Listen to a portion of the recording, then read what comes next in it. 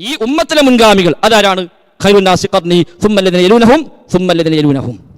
ഏറ്റവും ഉത്തമ തലമുറ നബിയുടെ കൂടെ ജീവിച്ച തലമുറ സ്വഹാബത്ത്, പിന്നെ അതിനടുത്ത തലമുറ താബിഉകൾ, അതിനടുത്ത തലമുറ താബിഉൽ വല്ലദീന തബഊഹും ബിഇഹ്സാൻ.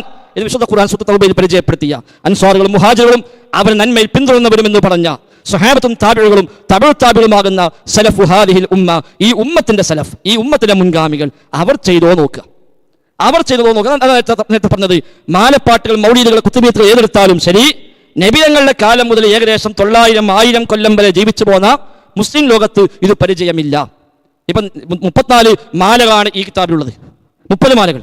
ഈ 30 മാലകളിൽ ഏറ്റവും പഴക്കമുള്ള മാലയായി അവർ തന്നെ പരിചയപ്പെടുത്തിയത് മുഹീദ്ദീൻ മാലയാണ്. ഏറ്റവും പഴക്കമുള്ള മാല മുഹീദ്ദീൻ മാല. അതുണ്ടായിട്ട് 410 കൊല്ലം കഴിഞ്ഞു.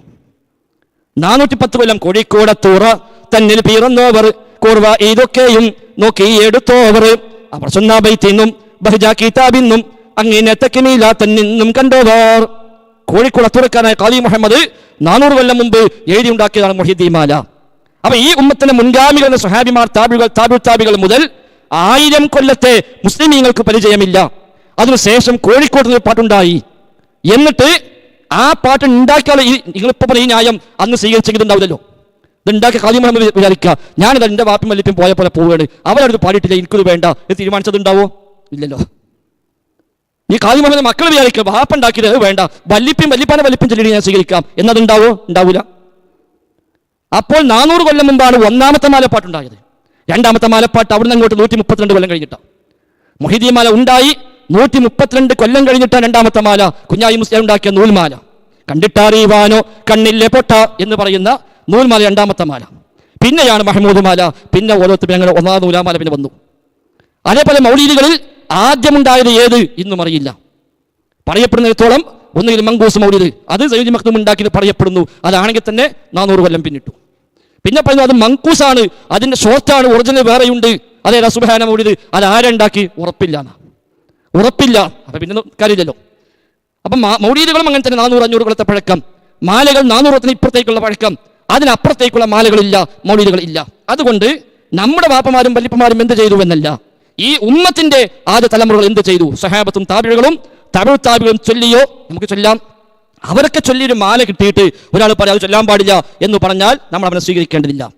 അവരൊക്കെ ചൊല്ലിയ മൗലീദ് കിട്ടി എന്നൊരു പറയാം അത് ഓതാൻ പാടില്ല എന്ന ആ പറഞ്ഞവനെ സ്വീകരിക്കാൻ പാടില്ല.